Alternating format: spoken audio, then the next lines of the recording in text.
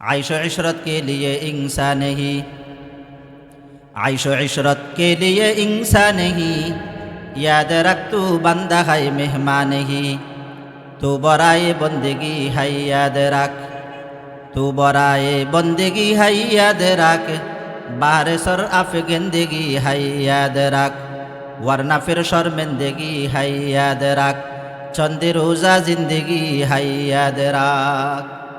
আল্লাহর আরেফ বলেন, হে দুনিয়ার মানুষ, তোমাদের এই মূল্যবান জীবন, এই দুনিয়ার জীবনে তোমরা মেহমান নয়, বরং আল্লাহ পাকের গোলাম, আল্লাহ পাকের দাস। আমরা যদি এই জীবনে আল্লাহ পাকের দাসত্ব আর গোলামি করে যেতে পারি, মৃত্যু থেকে আমাদের মেহমানদারি শুরু হবে।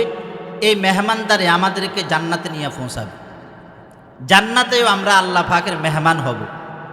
আর যদি কোনো ব্যক্তির এই দুনিয়ার জীবনে আল্লাহ পাকের দাসত্ব আর গোলামি যদি না থাকে, সেই যদি দুনিয়ার জীবনকে মেহমানখানা মনে করে আরামায়েশে তার মূল্যবান হায়াতকে শেষ করে দেয়, তাহলে মৃত্যু থেকে যে তার অপদস্থ শুরু হবে, এই অপদস্থ আর লাঞ্ছনা তাকে জাহান্নাম পর্যন্ত পৌঁছাইয়া দিবে। তাহলে দুনিয়ার জীবন আল্লাহ পাকের দাসত্ব আর গোলামি করার জন্য। এরা যেহেতু আখিরাতের জগৎকে বিশ্বাস করে না, কবরের জগৎকে বিশ্বাস করে না, এই জন্য তারা মনে করে দুনিয়াতে যতদিন বেঁচে থাকি ততদিনে ভালো। আচ্ছা, বুঝে থাকলে বলেন, দুনিয়াতে কেউ চেষ্টা করলে কি বাঁচতে পারে? কেউ বাঁচতে পারে না। দুনিয়াতে যেই বস্তুর অস্তিত্ব লাভ করছে, আদম থেকে উজুদে যেই জিনিসটা এসে গেছে, অনস্তিত্ব থেকে অস্তিত্ব লাভ করছে, এটাই দুনিয়াতে আসছে চলে যাওয়ার জন্য। রাহ গুজার দুনিয়া হাই বস্তি নেহি, राह गुजर दुनिया है बस्ती नहीं, जाए आयशो इशरत मस्ती नहीं, आयशो इशरत के लिए इंसान नहीं, याद रख तू बंदा है मेहमान नहीं, कुजा करू कुजा फिराउ कुजा नमरूद शुदहामा, कुजा आशौकत शाहा कुजा तख्ते सुलाइमा। আল্লাহর আরেফ বলেন, দুনিয়ার মধ্যে যে জিনিস অস্তিত্ব লাভ করেছে এটাই চলে যাওয়ার জন্য আসছে, থাকার জন্য আসে নাই। সূর্য চন্দ্র যেটাকে আমরা দেখি দুনিয়ার শুরু থেকে এখনো পর্যন্ত টিকে আছে, এইগুলাও দুনিয়ার কিয়ামতের দিন দুনিয়া ধ্বংসের সাথে এটাও ধ্বংস হয়ে যাবে। কোথায় কারুন, কোথায় ফেরাউন, কোথায় নমরুদ, কোথায় সুলাইমান আলাইহিস সালামের রাজসিংহাসন, সব কিছুই তো দুনিয়া ছেড়ে তারা দুনিয়াতে সব কিছু রাখি, এখন তারা দুনিয়াতে নাই। তাহলে বোঝা গেছে দুনিয়ার জীবনে কেউ থাকার জন্য আসে নাই, চলে যাওয়ার জন্যই আসছে। যারা কবরের আযাবকে বিশ্বাস করে না, কেন বিশ্বাস করে না? এরা মনে করে মানুষ মরে গেলে পৌঁছে যায়, মানুষ মরে গেলে কি যায়, পৌঁছে যায়। এই জন্য দুনিয়ার জীবনটাকে তারা গুরুত্ব দেয় বেশি, আখিরাতের ফিকিরে তাদের ভিতরে নাই। আমি আপনাদেরকে জিজ্ঞাসা করি, আসলে কি মানুষ মরে গেলে পৌঁছে যায়? এই কথাটা একটু বুঝার জিনিস। কদুর বিচি, সিমের বিচি, কুমড়ার বিচি আমরা চিনি তো। এখন শীতের মৌসুম, এই মৌসুমে এই গাছগুলো মানুষ বেশি বাড়িতে বাড়িতে রোপণ করে ফল খাওয়ার জন্য। আমাদের সামনে যে ফাঁকা রাস্তা আছে, এই ফাঁকা রাস্তার মধ্যে আমরা যদি কদুর বিচি, সিমের বিচিগুলাকে যদি এমনি রেখে দিই, চাই একটু বুঝে থাকলে বলেন, একটা গাছও কি তার থেকে বাইর হবে? হবে না। তার বিপরীতে আপনি যদি 1.5-2 ইঞ্চি নরম মাটির নিচে এগুলাকে রাখি, উপরে দিয়া মাটি দিয়া দেন, এক সপ্তাহ পরে দেখবেন প্রত্যেকটা কদু আর সিমের বিচি থেকে নতুন নতুন গাছ বাইর হওয়া শুরু হবে, এগুলার নতুন জীবন শুরু হবে। তাহলে বুঝে থাকলে বলেন, একটা কদুর বিচি, সিমের বিচিকে 1.5-2 ইঞ্চি নরম মাটির নিচে রেখে উপরে দিয়ে মাটি চাপা দেওয়া আর একটা মানুষকে দাফন করার মধ্যে পার্থক্য কি? উভয়টাই তো মাটির নিচে চলে গেছে, উভয়টাই তো দাফন হয়ে গেছে। কদুর বিচি, সিমের বিচি মাটির নিচে যাওয়ার পরে যদি নতুন জীবন পায়, প্রকৃতপক্ষে মানুষকে দাফন করার পরে মানুষ পৌঁছে না, তাদের আখিরাতের জীবন শুরু হয়। বুঝে নাই? তাদের কোন জীবন শুরু হয়? আখিরাতের জীবন শুরু হয়।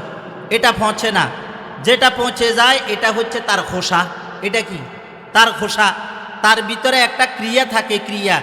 এই ক্রিয়া থেকে আল্লাহ পাক রব্বুল আলামিন নতুন করে আবার গাছ তৈরি করে দেয়। আল্লাহ পাক রব্বুল আলামিন বলেন, হে দুনিয়ার মানুষ, তোমাদের ভিতরেও একটা আসল জিনিস আছে, আসল জিনিস, যেটার কারণে তোমাদেরকে মানুষ জিন্দা বলে, যেটার কারণে মানুষ তোমাকে সেলুট করে, সম্মান করে, এটা যতক্ষণ পর্যন্ত তোমার ভিতরে থাকে ততক্ষণ পর্যন্ত তুমি রাষ্ট্রপতি, তুমি প্রধানমন্ত্রী, তুমি চেয়ারম্যান, তুমি মেম্বার, তুমি ইমাম সাহেব, তুমি বক্তা, তুমি খতিব, তুমি বড় হুজুর। আর যখন এটা ভিতরের থেকে চলে যায় তখন আর কেউ তোমাকে মূল্যায়ন করে না। চলে যাওয়ার সঙ্গে সঙ্গে সবাই চায় কত তাড়াতাড়ি করে তাকে বাঁশ গাছের নিচে রেখে আসা যায়। এই বস্তুটার নাম হচ্ছে রূহ। বলেন না এই বস্তুটার নাম কি? আমার ভাইরা, দোস্ত আহবাব, একজন মানুষ যখন মৃত্যুবরণ করে, মৃত্যুর সময় যখন তার ঘনিয়ে আসে, আল্লাহ পাক রব্বুল আলামিন মালাকুল মউতের মাধ্যমে তার ভিতরের থেকে রূহটাকে তার কাছে নিয়ে যায়। আমি হেলাল উদ্দিন যদি এখন মারা যাই, মানুষ আমাকে দেখতে আসিয়া বলবে হেলাল উদ্দিন দুনিয়াতে আর নাই, অথচ এখনও পর্যন্ত আমাকে দাফন করা হয় নাই। আমার মাথা মাথার জায়গায় আছে, আমার কান কানের জায়গা আছে, আমার চেহারা চেহারার জায়গায় আছে, আমার শরীর শরীরের জায়গায় আছে, শুধুমাত্র ভিতরে আমার রূহ নাই। এই রূহটা না থাকার কারণে মানুষ বলে আমি দুনিয়াতে নাই। কেন আমি দুনিয়াতে নাই? আমার কি সমস্যা হয়েছে যার কারণে মানুষ আমাকে ইজ্জত সম্মান করে, আমাকে সালাম দেয়, আমাকে ডাকে? ওই আসল জিনিস রূহটা, এটা আমার ভিতরে নাই। আল্লাহ পাক রব্বুল আলামিন বলেন, যখন দুনিয়ার মধ্যে থেকে কোনো মানুষ মারা যায় তাকে দাফন করা হয়। ক্বালান নাবিয়্যু সাল্লাল্লাহু আলাইহি ওয়াসাল্লাম ফাতুআদু রূহুহু ফি জাসাদি। আল্লাহর নবী বলেন, একজন মানুষ মৃত্যুবরণ করার পরে যখন তাকে কবরে রাখা হয়, কবরে রাখার পরে পুনরায় যেই রূহটা তার ভিতর থেকে ফির নেওয়া হয়েছে, ওই রূহটা আল্লাহ পাক রব্বুল আলামিন আবার তার ভিতরে ঢুকাইয়া দেয়। কবরে রূহ এটা কি আসে? ফিরে আসে। বলেন না, কবরে রূহ এটা কি আসে? ফিরে আসে। হাদিসের মধ্যে আছে, আনিল বারা ইবনে আযিব রাদিয়াল্লাহু তাআলা আনহু قال قال النبي صلى الله عليه وسلم إن المؤمن إذا وضع في قبره يأتيه ملكان فيجلسانه وفي رواية فيقعدانه فيقولان له من ربك فيقول ربي الله। আল্লাহর হাবিব ইরশাদ ফরমান, যখন কোনো মুমিন ব্যক্তিকে কবরে রাখা হয়, তার নিকটে দুইজন ফেরেশতা আসিয়া তাকে বসাইয়া তাকে জিজ্ঞেস করে, মার রব্বুকা, তোমার প্রভুকে? কি জিজ্ঞেস করে বলেন না? মার রব্বুকা, তোমার প্রভুকে? ইমানদার ব্যক্তি যদি নামাজি হয়ে থাকে, নামাজি মুমিন হয়ে থাকে, সেই ব্যক্তি তার জবাবে বলে রব্বি আল্লাহ, আমার রব হচ্ছে আল্লাহ। আপনারা জিজ্ঞেস করবেন, হুজুর মুমিনের সাথে নামাজের গুণটা কেন লাগাইছেন? নামাজি মুমিনের কথা কেন বলছেন? কারণ দুনিয়ার মধ্যে মানুষ যতগুলা নেক আমল করে, সমস্ত নেক আমলের মধ্যে সবচেয়ে বেশি মানুষ রবের মাস্ক করে নামাজে। কিসের মধ্যে বলেন? নামাজের মধ্যে সবচেয়ে মানুষ বেশি রবের মাস্ক করে। এই জন্য নামাজি ব্যক্তি রবের প্রশ্নের জবাব নির্দ্বিধায় কবরের মধ্যে দিতে পারে। মানুষ যখন নামাজে দাঁড়ায় তখন বলে আলহামদুলিল্লাহি রাব্বিল আলামিন, এই যে রবের কথা আসি গেছে। আবার রুকুতে যাইয়াও বলে সুবহানা রাব্বিয়াল আযীম, সেখানেও রবের মাস্ক করে। রুকু থেকে উঠি বলে সামি আল্লাহু লিমান হামিদা রব্বানা লাকাল হামদু, সেখানেও রবের কথা আসি গেছে। আবার যখন সিজদায় যায় সেখানে যাইয়াও বলে সুবহানা রাব্বিয়াল আলা। বলেনি? তাহলে রবের মাস্ক বেশি করানো হয় কিসের মধ্যে? নামাজের মধ্যে। এবার আপনি একটু হিসাব করে দেখেন, একজন ইমানদার ব্যক্তি রবের মাস্ক এক ওয়াক্ত নামাজের মধ্যে কতবার করে? আপনি যদি কমপক্ষে একবার যদি হিসাব করেন আলহামদুলিল্লাহি রাব্বিল আলামিন, একবার রবের কথা আসছে। এবার রুকুতে যাইয়া যদি কমপক্ষে 3 বার পড়েন সুবহানা রাব্বিয়াল আযীম, তাহলে 3 এবং 1 কত? 4। এরপর আপনি যখন রব্বানা লাকাল হামদু বলছেন, আরও একবার যোগ হয়, কত হয়েছে? এবার আবার আপনি যখন সিজদায় যাইয়া কমপক্ষে যদি 3 বার পড়েন, 2 সিজদায় 6 বার, 6 5 মোট 11 বার। একজন ইমানদার ব্যক্তি, নামাজি ব্যক্তি রবের মাস্ক নামাজের মধ্যে এক রাকাতে 11 বার করে। কতবার করে বলেন না? এবার একটু হিসাব করেন, একজন নামাজি কতবার রবের মাস্ক নামাজের মধ্যে করে? নওয়াফিল বাদ দিলাম, শুধু ফারায়েজ সুন্নতে মুআক্কাদাত এইগুলা যদি আমরা হিসাব করি, তাহলে ফজরের নামাজ 4 রাকাত। এই 4 রাকাত ফজরের নামাজের মধ্যে 4 11 46 বার মাস্ক হয়। জোহরের নামাজ যদি 10 রাকাত পড়ে, কমপক্ষে 10 রাকাতে 4 10 11 110 বার। আসরের নামাজ যদি 4 রাকাত ফরজ পড়ে, 4 11 46 বার। মাগরিবের নামাজ যদি 5 রাকাত পড়ে, 5 11 55 বার। এশার নামাজ যদি কমপক্ষে 9 রাকাত পড়ে, 9, 11, 99 বার, যোগ করলে 352 বার। তাহলে বুঝে গেছে একজন নামাজি ব্যক্তি প্রতিদিন 5 ওয়াক্ত নামাজে কতবার তার রবকে মাস্ক করে বলেন? 352 বার। আমার ভাইরা একটু খেয়াল করে বুঝেন, এখন যদি কোনো ইমানদার ব্যক্তি যদি মারা যায়, যেই ব্যক্তি তার সারাটা জীবন নামাজ পড়ছে, 1 ওয়াক্ত নামাজ ছাড়ে নাই, এখন যদি মাগরিবের নামাজের সময় যদি সেই ব্যক্তি মারা যায়, যেই ব্যক্তি প্রতিদিন 352 বার করে রবের মাস্ক করেছে, এই লোকটা যদি এখন মারা যায়, তাকে মারা যাওয়ার পর থেকে দাফন করতে 7-8 ঘন্টা লাগবে। রাত্রের 11টায় জানাজা পড়াইয়া যদি তাকে দাফন করা হয়, এই 6-7 ঘন্টার ব্যবধানে কবরের মধ্যে যখন তাকে ফেরেশতারা জিজ্ঞাসা করবে মার রব্বুকা, এমন ইমানদার ব্যক্তি রব্বি আল্লাহ নির্দ্বিধায় বলে দিবে। বলবে কি না? কারণ যেই ব্যক্তি তার সারাটা জীবন প্রতিদিন 352 বার রবের মাস্ক করছে, এইভাবে সে নামাজ চালাইয়া গেছে, মৃত্যুর পরে 10 ঘন্টার ব্যবধানে কবরে রাখার পর এই লোকটা কি রবের কথা ভুলবে? এই লোকটা রবের কথা ভুলবে না। এবার একটু চিন্তা করে দেখেন, এই জায়গায় যদি বেনামাজি হয় তার কি অবস্থা হবে? বুঝেন নাই? বেনামাজি তো নামাজ পড়ে নাই, তার মানে সে রবের মাস্ক করে নাই। আর যখন রবের মাস্ক করে নাই, মার রব্বুকার জবাব তার কাছে দেওয়া কত কঠিন হবে। তাকে যখন জিজ্ঞেস করবে মার রব্বুকা, তোমার রবকে, তখন সেই দ্বিধাগ্রস্ত হয়ে যাবে। আল্লাহ পাক রব্বুল আলামিন কোরআনে কারিমের মধ্যে বলেন, মা সালাকাকুম ফি সাকর ক্বালু লাম নাকু মিনাল মুসাল্লিন। বেনামাজিদেরকে যখন জাহান্নামে দেওয়া হবে, তো নামাজি যারা নামাজ পড়ে আল্লাহ পাক তাদেরকে জান্নাত দিয়ে দিয়েছেন, এই নামাজিগুলা জান্নাতে যাওয়ার পর ওই বেনামাজি জাহান্নামীদেরকে দেখে দেখে বলবে, মা সালাকাকুম ফি সাকর, কিসে তোমাদেরকে জাহান্নামে নিয়ে আসছে? তারা এক বাক্যে জবাব দিবে, ক্বালু লাম নাকু মিনাল মুসাল্লিন, আমরা তো মুসল্লি ছিলাম না। আমরা কি ছিলাম না? মুসল্লি ছিলাম না মানে নামাজি ছিলাম না। মুসল্লি ছিলাম না মানে কি? নামাজি ছিলাম না। বুঝে গেছে নামাজ না পড়া এটা তাকে জাহান্নামের সবব বানায়, দুখুলে জাহান্নামের সবব। বেনামাজি জাহান্নামে যাবে। বেনামাজি কোথায় যাবে? জাহান্নামের মধ্যে যাবে। আমার ভাইরা, দোস্ত আহবাব, দ্বিতীয় নম্বরে যখন থেকে ফেরেশতারা জিজ্ঞেস করবে, ওয়ামা দীনুকা, তুমি কোন জীবন ব্যবস্থাপনার উপর তুমি জীবন পরিচালিত করেছ? কোন ব্যবস্থাপনার উপর তোমার জীবন পরিচালিত হয়েছে?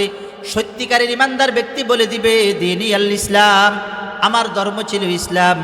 3 নম্বরে তাকে ফেরেশতারা প্রশ্ন করবে, মান হাদার রাজুল আল্লাযী বুইসা ফীকুম, এই ব্যক্তিকে যাকে তোমার কাছে নবী হিসাবে প্রেরণ করা হয়েছে, সত্যিকারের সেই যদি নবীজিকে আদর্শ মানিয়ে থাকে, তার মুখ থেকে বাহির হবে, হাযা হুয়া মুহাম্মাদুর রাসূলুল্লাহ সাল্লাল্লাহু আলাইহি ওয়াসাল্লাম।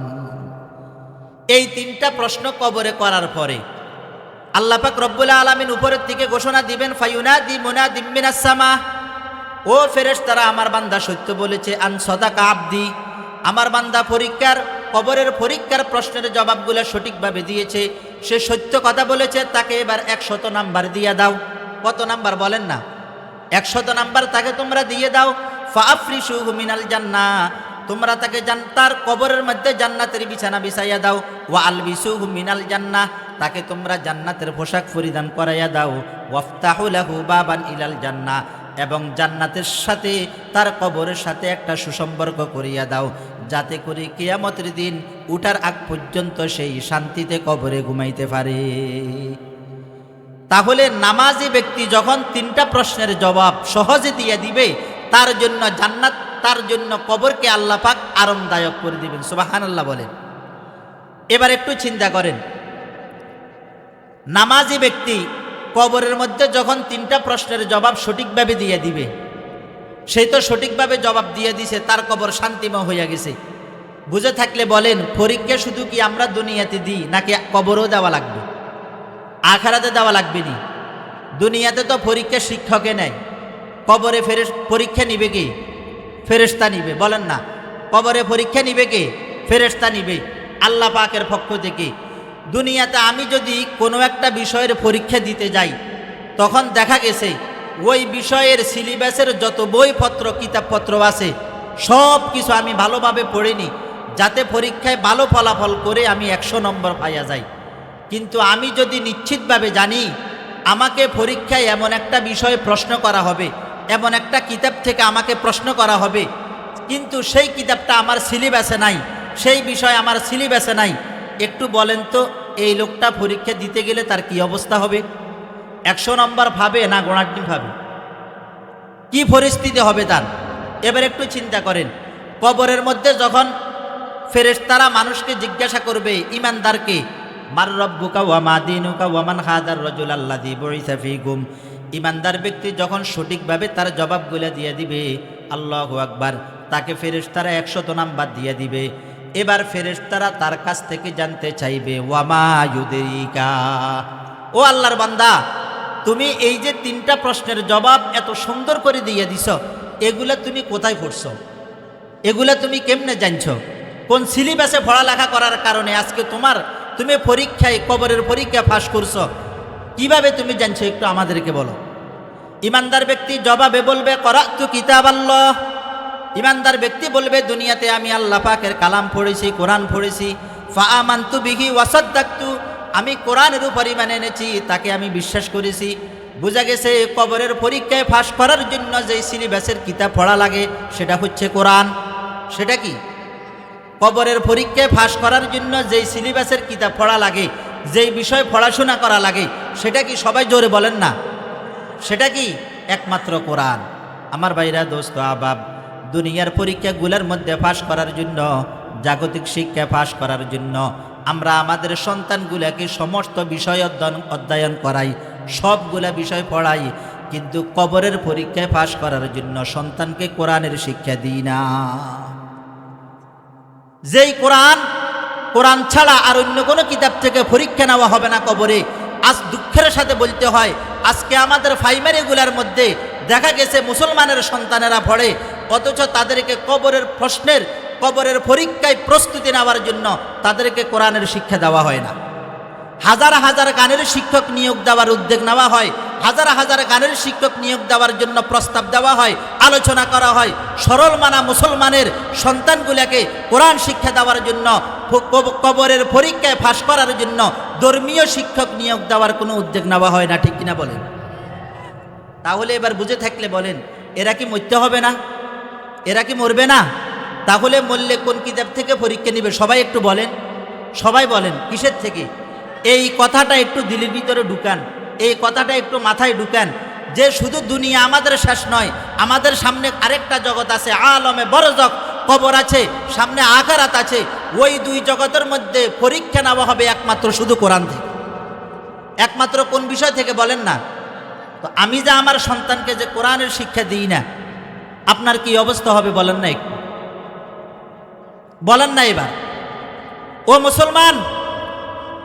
মুসলমানের সন্তানগুলোকে কোরআন হারা বানানোর জন্য, ঈমান হারা বানানোর জন্য, দিন হারা বানানোর জন্য, আখিরাত নষ্ট করার জন্য, আল্লাহ পাকের পরিচয় হারা বানানোর জন্য গভীর ষড়যন্ত্র চলছে। এই জন্য আপনার সন্তানকে আপনি কোরআন শিখান, আল্লাহর পরিচয় দেন, আখিরাতের পরিচয় দেন, কবরের জন্য প্রস্তুতি করেন। কবরের পরীক্ষায় যাতে 100তে 100 নম্বর পায় তার জন্য প্রস্তুতি নেওয়ার ব্যবস্থা করেন। কারণ কোরআন এটা কি জিনিস জানেন? কোরআন এটা হচ্ছে আল্লাহ পাকের পরিচয় লাভ করার একটা আয়না। বলেন, কোরআন এটা হচ্ছে আল্লাহ পাকের পরিচয় লাভ করার কি একটা আয়না। আয়না দ্বারা যেভাবে আমি আমার চেহারা দেখতে পাই, যার কাছে কোরআন আছে সেও কোরআন দ্বারা আল্লাহকে দেখতে পায়। বলেন সুবহানাল্লাহ।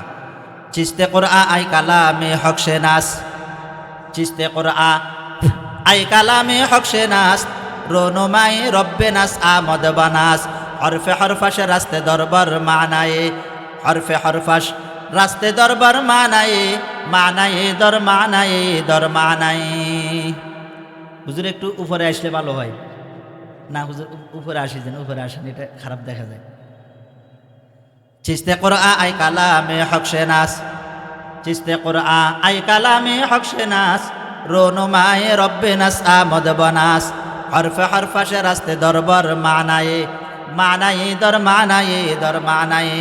আল্লাহর আরিফ বলেন, হে দুনিয়ার মানুষেরা, কোরআন এটা কি জিনিস তোমরা কি জানো? কোরআন এটা হচ্ছে আল্লাহ পাকের পরিচয় লাভ করার একটা আয়না। কোরআনের প্রতিটা হরফ আল্লাহ পাকের পরিচয় লাভ করার এক একটা ধনভাণ্ডার। ও ভাইয়েরা আমার, খুব খেয়াল করে বুঝেন, যেই ব্যক্তির কাছে কোরআন আছে ওই ব্যক্তির কাছে আল্লাহ পাকের পরিচয় আছে, যেই ব্যক্তির কাছে কোরআন নাই তার কাছে আল্লাহ পাকের পরিচয় নাই।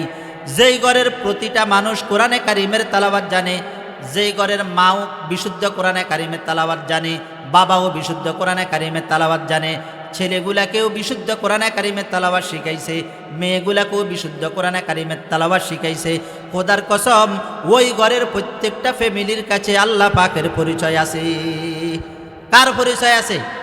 আর যে মাতা পিতা তার সন্তানকে কোরআন শিখায় নাই, বাবাও বিশুদ্ধ কোরআনে কারিমের তেলাওয়াত জানে না, তার মাও বিশুদ্ধ কোরআনে কারিমের তেলাওয়াত জানে না, ছেলেগুলাও বিশুদ্ধ কোরআনে কারিমের তেলাওয়াত জানে না, মেয়েগুলাও বিশুদ্ধ কোরআনে কারিমের তেলাওয়াত জানে না, এই ঘরের এই ফ্যামিলির কোনো সদস্যর কাছে আল্লাহ পাকের পরিচয় নাই।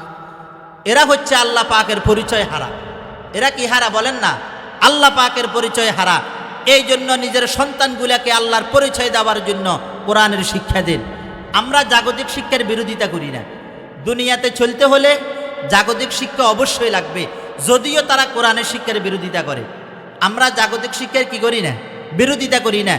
কিন্তু আপনার একটা সন্তান জাগতিক শিক্ষায় শিক্ষিত হয়ে যদি ডাক্তার হয়, সাথে যদি কোরআনের শিক্ষা না থাকে, এ ডাক্তারের নামে কসাই হবে। এ ডাক্তারের নামে কি হবে? কসাই হবে। আপনার সন্তান জাগতিক শিক্ষায় শিক্ষিত হইয়া যদি রাষ্ট্রের দায়িত্ব নেয়, কিন্তু তার কাছে যদি কোরআনের শিক্ষা না থাকে, এই দুর্নীতিবাজার টেন্ডার বাজ ছাড়া আর কিছু হবে না। কারণ তার কাছে কি নাই? কোরআন নাই। আর আপনার সন্তান যদি জাগতিক শিক্ষায় শিক্ষিত হওয়ার পাশাপাশি কোরআনের শিক্ষা নিয়ে সে যদি ডাক্তার হয়, সে প্রকৃতপক্ষে মানুষের সেবক হবে, রাষ্ট্রের দায়িত্ব নিলে সে আমানতদার হবে, দুর্নীতিবাজ হবে না। তাহলে বোঝা গেছে কোরআন মানুষকে সঠিক বানায়, কোরআন মানুষকে বিশুদ্ধ মানুষ বানায়। আল্লাহ পাক রব্বুল আলামিন কোরআনে কারীমের মধ্যে বলেন, কামা আরসালনা ফীকুম রাসূলাম মিনকুম ইয়াতলু আলাইকুম আয়াতিনা ওয়া ইউযাক্কিকুম ওয়া ইউআল্লিমুকুমুল কিতাবা ওয়াল হিকমা। আল্লাহ পাক রব্বুল আলামিন বলেন, হে দুনিয়ার মানুষেরা, আমি নবীকে দুনিয়ার মধ্যে প্রেরণ করেছি 60টা বিষয়ে কাজ করার জন্য, 60টা মিশনে কাজ করার জন্য। 60টা মিশন। 1 নাম্বার কাজ হচ্ছে নবী তোমাদেরকে বিশুদ্ধ কোরআনে কারিমের তেলাওয়াত শিখাবে। নবী বিশুদ্ধ কোরআনে কারিমের তেলাওয়াত তোমাদেরকে শিখাবে।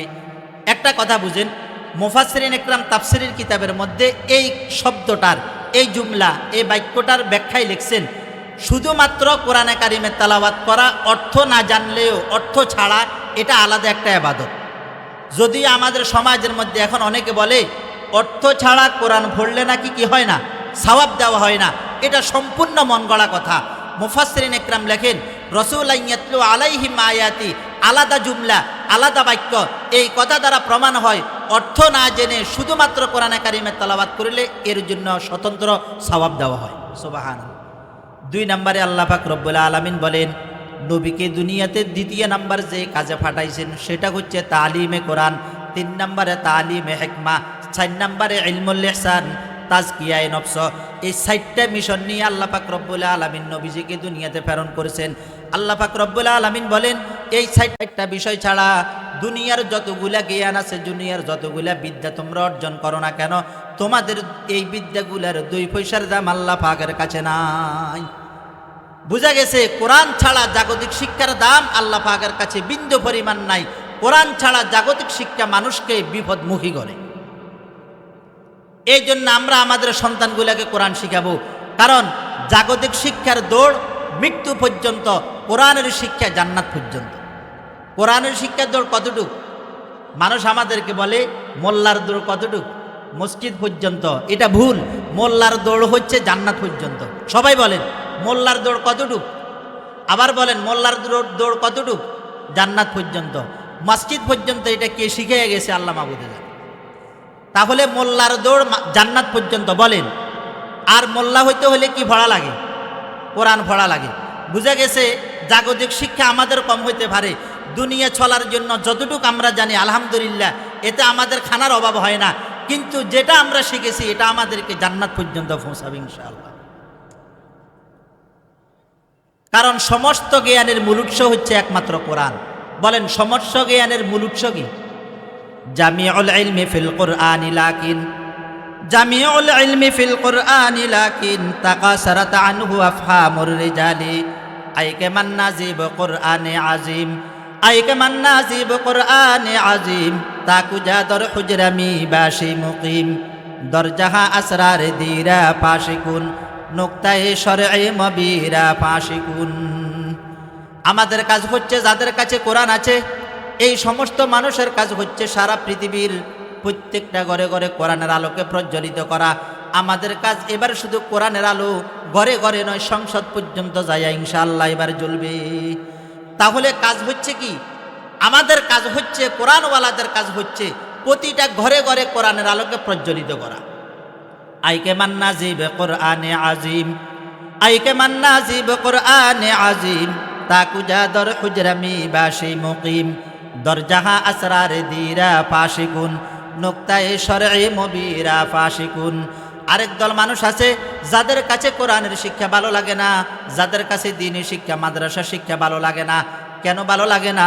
কারণ তাদের চোখের মধ্যে পর্দা পড়ে গেছে। অশ্লীল ছবি দেখতে দেখতে, বেগানা নারী দেখতে দেখতে, গুনাহের কাজগুলা দেখতে দেখতে তাদের কানের মধ্যে পর্দা পড়ে গেছে। অশ্লীল গান শুনতে শুনতে, গালিগালাজ শুনতে শুনতে, খারাপ জিনিসগুলা শুনতে শুনতে তারা গুনাহ করতে করতে তাদের কলবের মধ্যে আল্লাহু আকবার পর্দা পড়ে গেছে। এই জন্য এখন তারা সঠিক জিনিসটা চোখেও দেখে না, কানেও শোনে না, কলব দিয়েও তারা বোঝার চেষ্টা করে না। শুনতে শুনতে নগমহায়ে মাহফিলে বেদাআতে কো, শুনতে শুনতে নগমহায়ে মাহফিলে বেদাআতে কো काने बहरे हो गए दिल बदमजा होने को हाय।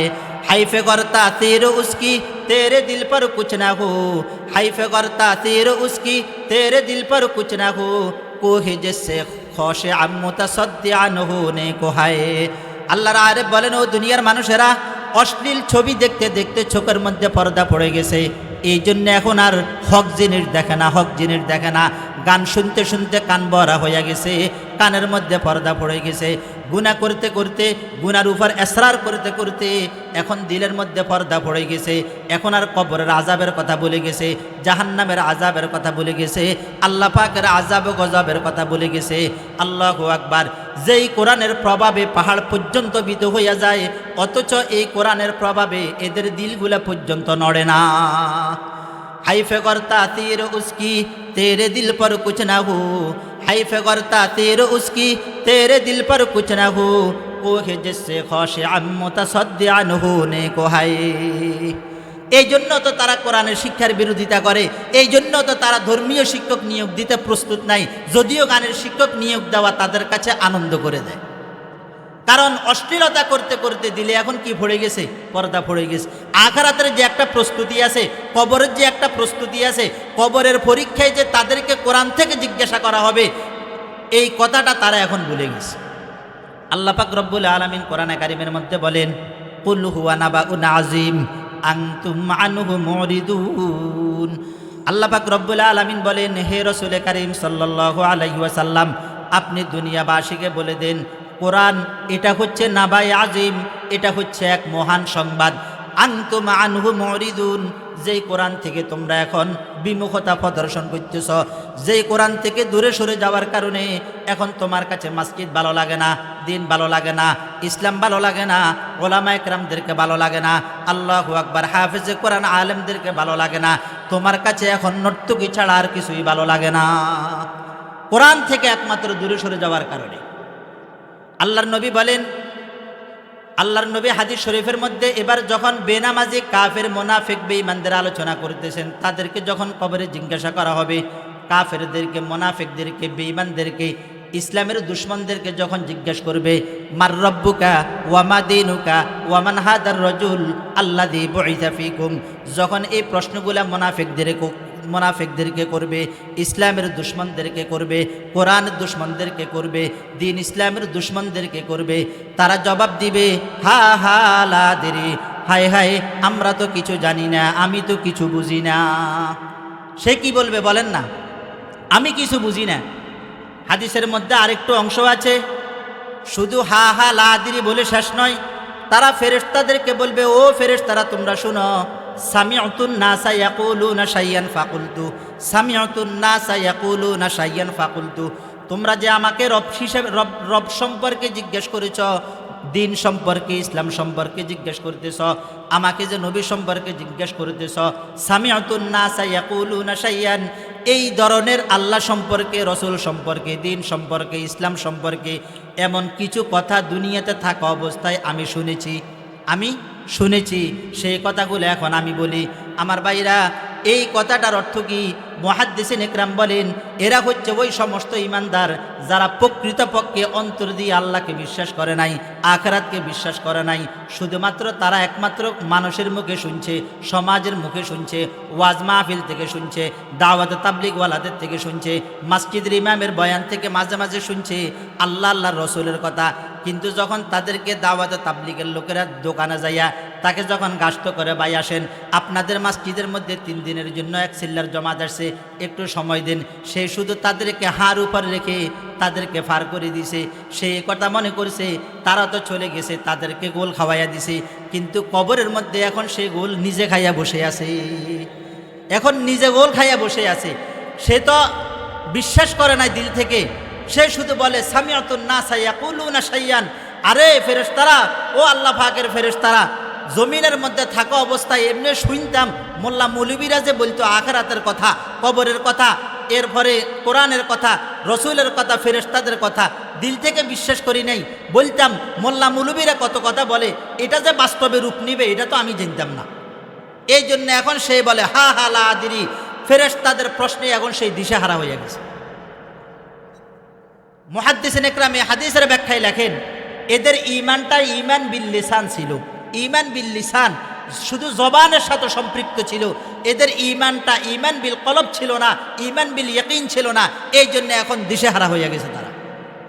তাহলে বুঝে গেছে মৌখিক মুসলমান, জবানের মুসলমান, এরপরে সামাজিক মুসলমান হলে চলবে না। ঈমান হইতে হবে আমাদের কলব থেকে। ঈমান কোত্থেকে হইতে হবে বলেন? কলব থেকে। সত্যিকারের ঈমান সেটা হচ্ছে ঈমান বিল কলব, ঈমান বিল ইয়াকিন। ঈমান বিল তাকলিদ আল্লাহ পাকের কাছে গ্রহণযোগ্য না। বলেন ঈমান বিল তাকলিদ, শুনি শুনি মুসলমান, ও মুখে বলছে তাই আমি বিশ্বাস করি, কিন্তু অন্তর থেকে ছিল না। যার ঈমানের কথা, আল্লাহ রসুলের কথা শুধুমাত্র জবানে আছে, কলবে নাই, এমন ব্যক্তি ফেরেশতাদের কবরের প্রশ্নের জবাবে দিশেহারা হয়ে যাবে। খুব খেয়াল করে বুঝেন, কবরে যখন ফেরেশতারা জিজ্ঞেস করবে মার রব্বুকা ওয়া মা দীনুকা ওয়া মান হাযার রাজুল আল্লাযী বুইসা ফীকুম, এই 3টা প্রশ্নের জবাবে দিশেহারা কারা হবে? মুহাদ্দিসিন ইকরাম একটা উসুল বয়ান করছে।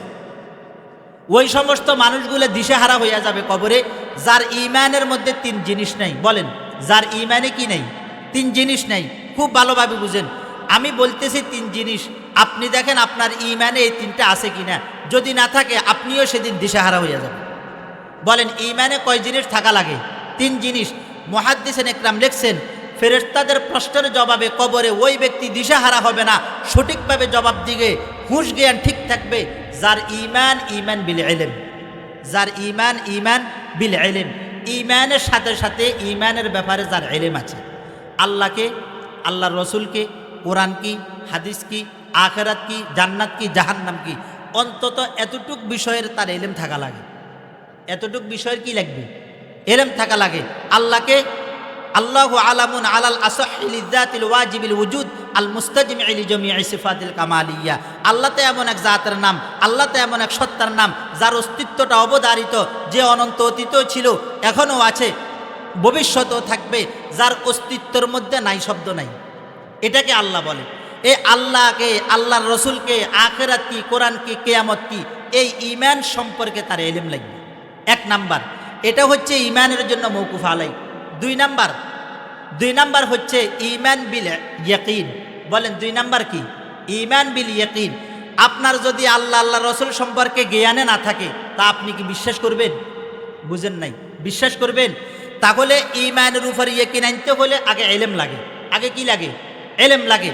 এরপরে যখন ইলমের দ্বারা আপনার দিলের ভিতরে আখিরাত সম্পর্কে যখন ইয়াকিন বসে গেছে, কবরের আযাব সম্পর্কে যখন ইয়াকিন বসে গেছে, সাকরাতুল মউতের ভয়াবহতা যখন আপনার ভিতরে কাজ করে, এবার আস্তে আস্তে আপনাকে আপনার আমলে দৌড়াবে। আপনার ভিতরে এখন ভয়ে কাজ করে, আমি তো জান্নাত বিশ্বাস করি, জাহান্নাম বিশ্বাস করি। জান্নাতের আশায় ইবাদত করবেন, জাহান্নামের ভয়ে গুনাহ ছাড়বেন। বুঝে নাই? জান্নাতের আশায় কি করবেন? ইবাদত করবেন, জাহান্নামের ভয়ে গুনাহ ছাড়বেন। তাহলে আমল আসে 3 নম্বরে। এখন যেই ব্যক্তির আমলে দুর্বলতা, বুঝতে হবে তার ইয়াকিন কম। আর আর কোন ব্যক্তির ইয়াকিন কম? যেই ব্যক্তির ইলম নাই, যার কি নাই। এই জন্য সব কিছুর মূল হচ্ছে ইলম। এখন আপনি বলবেন, হুজুর বয়স তো হয়ে গেছে, দাড়ি মোট সব ফাঁকি গেছে, আমি এগুলা কোত্থেকে শিখুম? আমাকে কি বটতলার বড় হুজুরের মাদ্রাসা ভর্তি করাই বলুন? আপনাকে এখন আর মাদ্রাসা ভর্তি হওয়ার দরকার নাই।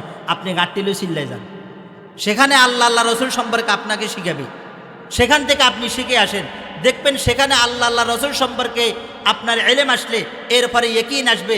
আর ইয়াকিন যত বাড়বে আমল তত বাড়বে, ইয়াকিন যত বেশি হবে আমল তত বেশি হবে। তাহলে এই 3 জিনিস যদি না থাকে আপনার ভিতরে, লামসাম মুসলমান। কেমন মুসলমান?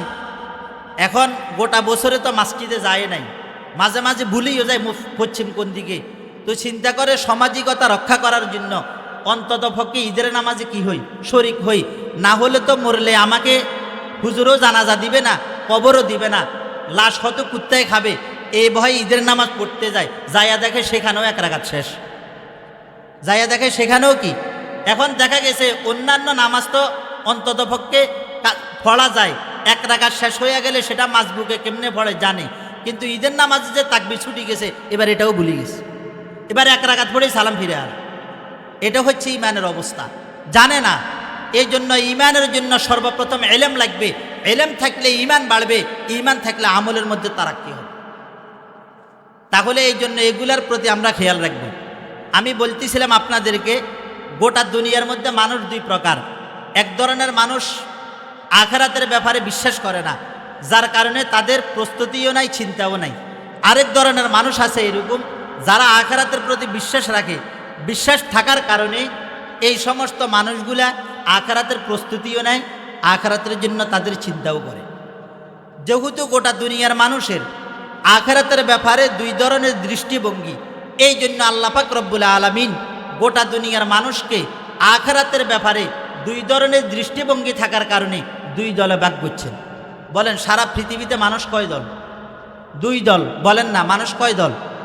আল্লাহ পাক রব্বুল আলামিন কোরআনের মধ্যে বলেন, এক দল হচ্ছে হিজবুল্লাহ, এক দল হচ্ছে আল্লাহ পাকের দল, আরেক দলের নাম হচ্ছে হিজবুশ শাইতান, শয়তানের দল। এক দল হচ্ছে কি? হিজবুল্লাহ। হিজবুল্লাহ মানে আল্লাহর দল। আরেকটা হচ্ছে হিজবুশ শাইতান, কিসের দল? শয়তানের দল। আমাদের দৃষ্টিতে বহু দল আছে, আওয়ামী লীগ, বিএনপি, এই সেই বহুত কিছু। আল্লাহর দৃষ্টিতে এত দল নাই। আল্লাহর দৃষ্টিতে সারা পৃথিবীর মানুষ কয় দলে বিভক্ত? 2 দল। বলেন এক দলের নাম কি? হিজবুল্লাহ, আল্লাহর দল। আরেক দল হচ্ছে হিজবুশ শাইতান, কার দল? শয়তানের দল। শয়তানের দল কারা? যাদেরকে শয়তান, যাদের উপর শয়তান প্রভাব বিস্তার করছে। আল্লাহ পাক রব্বুল আলামিন কোরআনে বলেন, ইস্তাহওয়াযা আলাইহিমুশ শাইতানু ফাআনসাহুম যিকরাল্লাহ। আল্লাহ পাক রব্বুল আলামিন বলেন, তাদের উপর শয়তান প্রভাব বিস্তার করছে। প্রভাব বিস্তার করার কারণে এখন তারা আল্লাহ পাকের কথা ভুলে গেছে।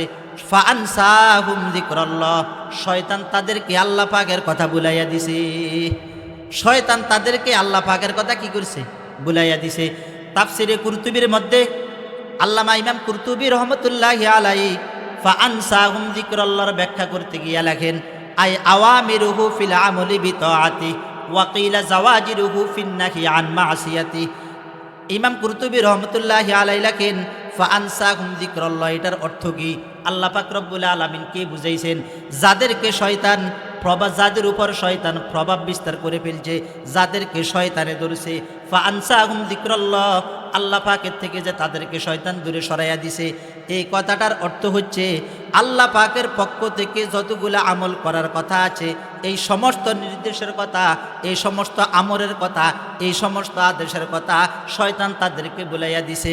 কেউ কেউ বলেন আল্লাহ পাকের নাফরমানি না করার ব্যাপারে যে সতর্কতার কথা কোরআনে আছে, এই সতর্কতার কথাটা শয়তান তাদেরকে বুলাইয়া দিছে, যার কারণে এখন আল্লাহু আকবার, সেই ব্যক্তি এখন আল্লাহ পাকের কথা ভুলে গেছে।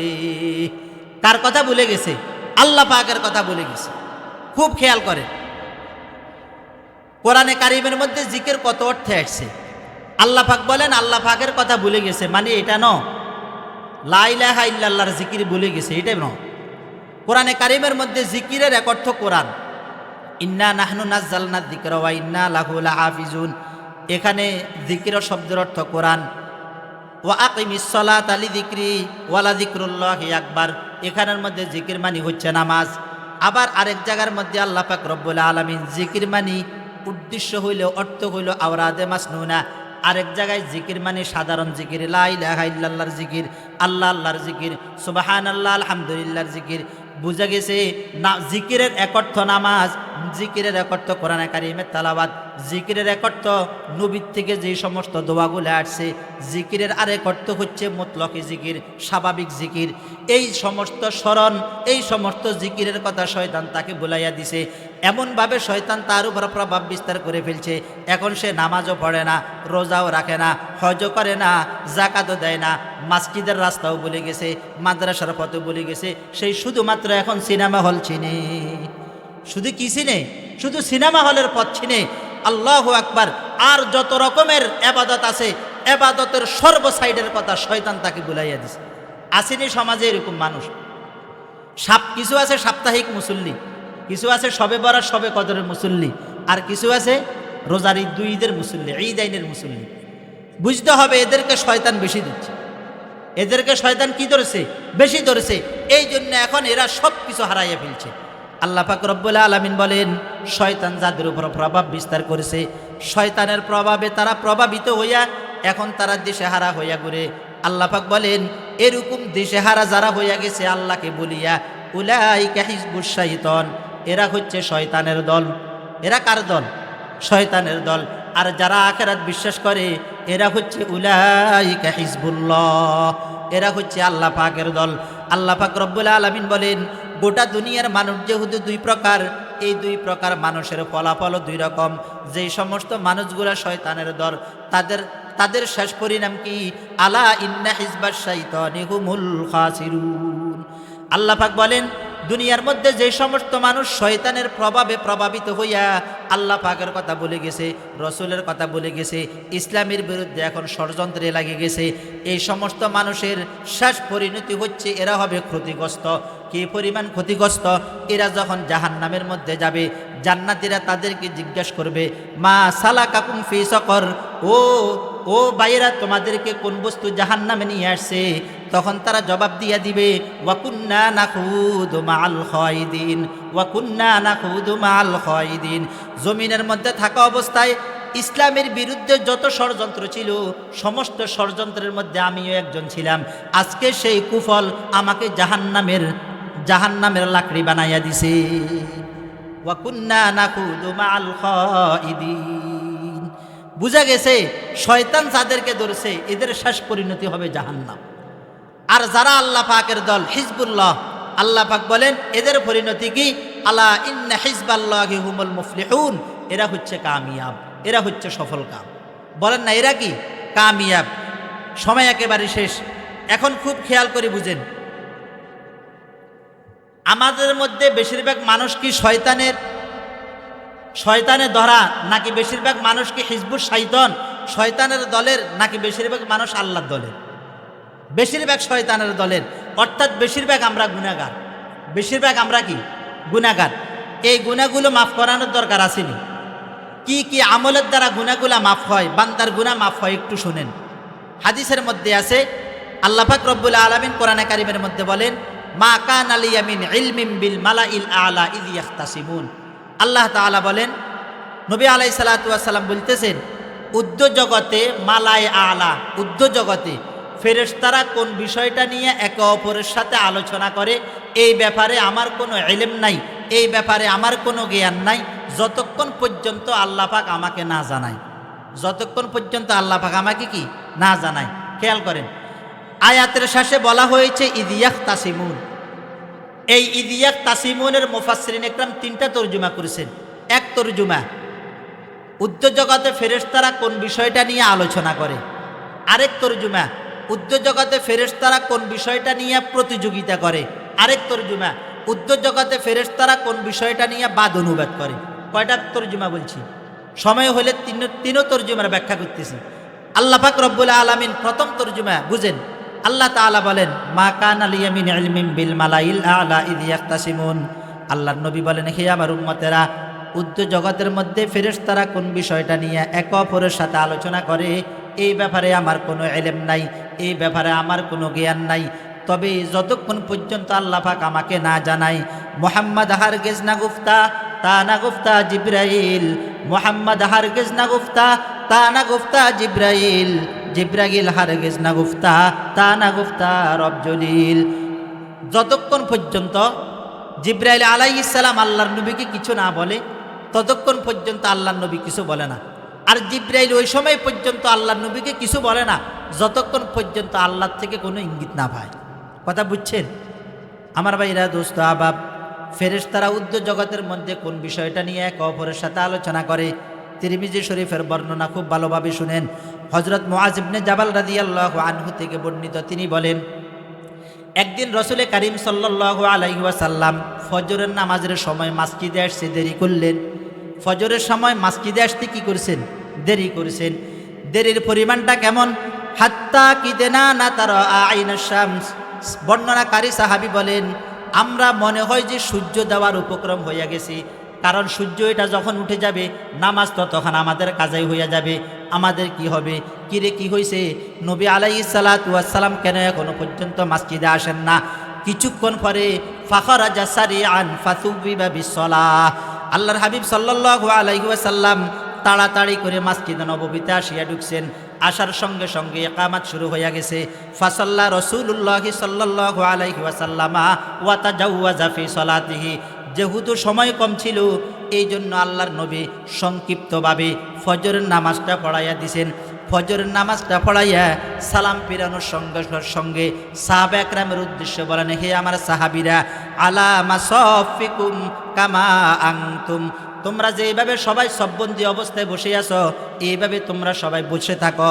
আমা সাউহাদ্দিসুকুম মা হাবাসানি আনকুমুল গাদাত, কোন বস্তু আমাকে তোমাদের কাছে আসতে বাধা দিয়েছে, এটার ব্যাখ্যা আমি তোমাদেরকে দিতেছি। এবার আল্লাহর নবী সাহাবা একরামের দিকে ফিরলেন। ফিরিয়া আল্লাহর নবী বলতেছেন, ইন্নী কুমতু মিনাল লাইল, আমি রাত্রিকালীন সময় জাগ্রত হইলাম। জাগ্রত হইয়া সল্লাইতু মা কুদ্দিরালি, আমার যতটুক আমার পক্ষে সম্ভব ততটুক আমি তাহাজ্জুদের নামাজ পড়লাম। কি নামাজ পড়ছেন? আল্লাহর নবী তাহাজ্জুদের নামাজ পড়তেছেন। আল্লাহর নবী বলেন, নামাজ পড়া অবস্থায় আমার আস্তে আস্তে জিমানি চলে আসছে। জিমানি, এই জিমানিটা এত বেশি প্রবল হইয়া গেছে, এক পর্যায়ে আমি ঘুমাইয়া গেছি। আমার যখন ঘুম আসি গেছে, ঘুমের ভিতরে আমি দেখতেছি আল্লাহু আকবার, আনা বিরব্বি তাবারাকা ওয়া তাআলা ফাইদা আনা বিরব্বিকা তাবারাকা ওয়া তাআলা ফি আহসানি সূরা। আল্লাহর নবী বলেন, আমি আমার প্রভুকে, আমার মালিককে, আমার রবকে আমি উত্তম আকৃতিতে দেখতে পেলাম। তাহাজ্জুদের সময় নবী কাকে স্বপ্ন দেখছেন? আল্লাহকে দেখছেন। বলেন না, কাকে দেখছেন? আল্লাহর নবী বলেন, আমি যখন আল্লাহ পাক রব্বুল আলামিনকে উত্তম আকৃতিতে স্বপ্ন যোগে দেখলাম, আল্লাহর নবী আল্লাহ পাক রব্বুল আলামিন আমাকে জিজ্ঞেস করেন, ফিমা ইয়াখতাসিমুল মালাউল আলা ইয়া মুহাম্মদ।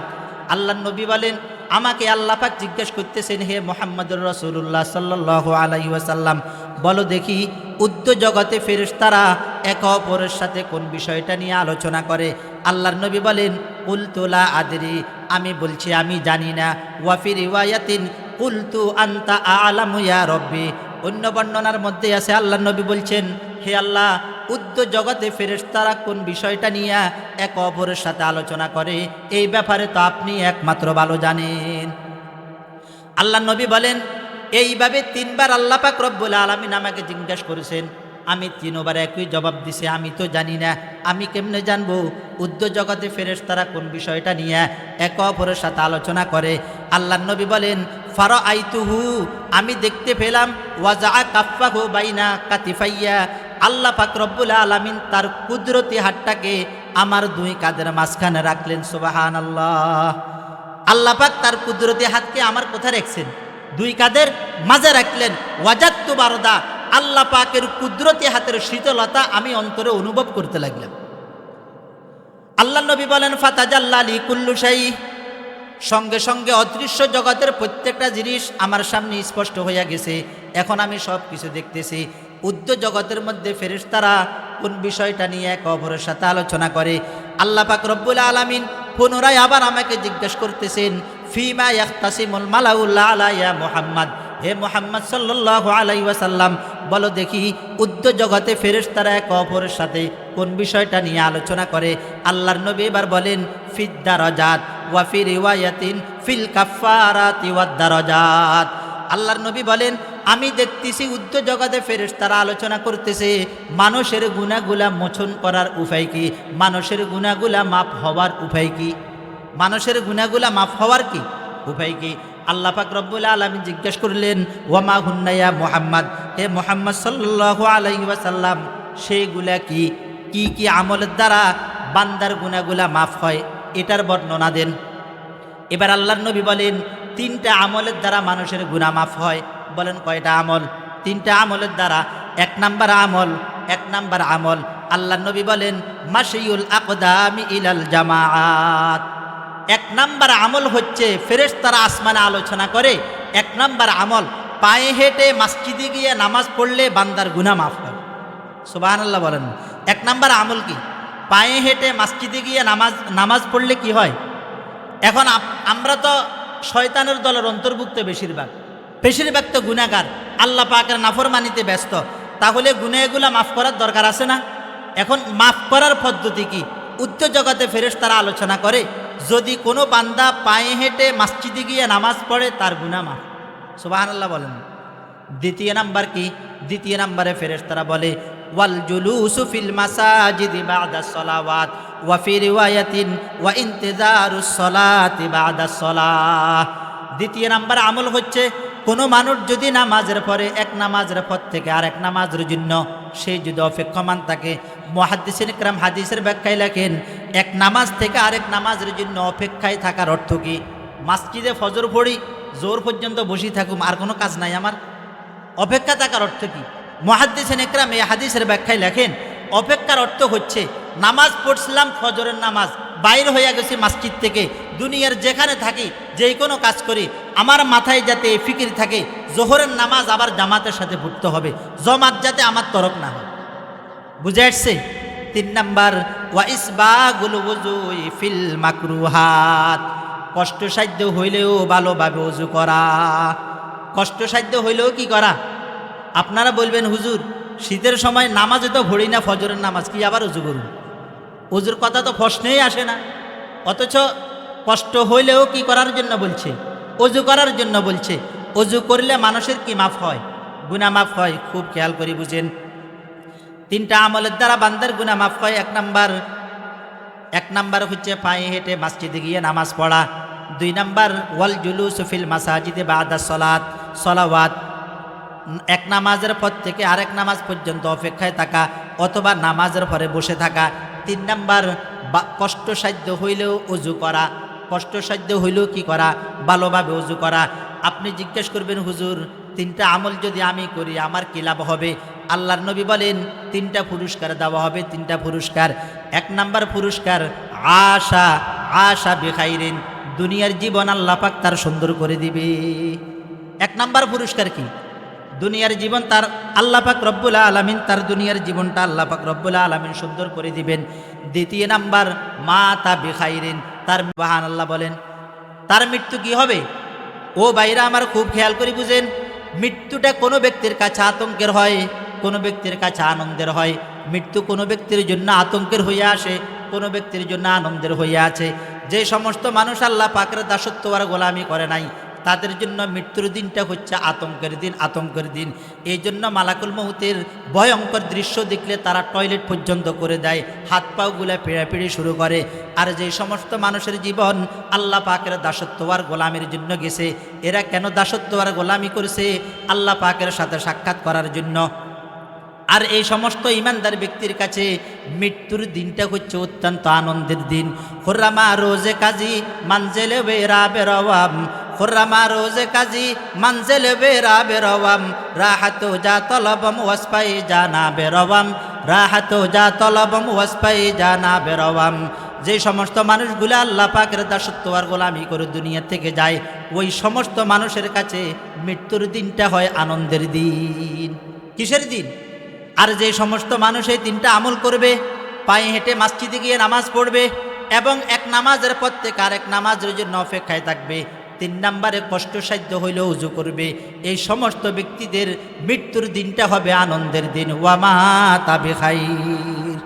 তিন নম্বর পুরস্কার, ওয়াকানা মিন জুনুবিহি কায়াউমিন ওয়ালাদাত উম্মু, ওয়াকানা মিন জুনুবিহি কায়াউমিন ওয়ালাদাত উম্মু আও কামা ক্বালা আলাইহিস সালাতু ওয়াস সালাম। আল্লাহর হাবিব বলেন, এই সমস্ত ব্যক্তিদেরকে কিয়ামতের দিন আল্লাহ পাক রব্বুল আলামিন এমন নিষ্পাপ করিয়া উঠাবে যেদিন তার মা তাকে দুনিয়াতে ভূমিষ্ঠ করেছে।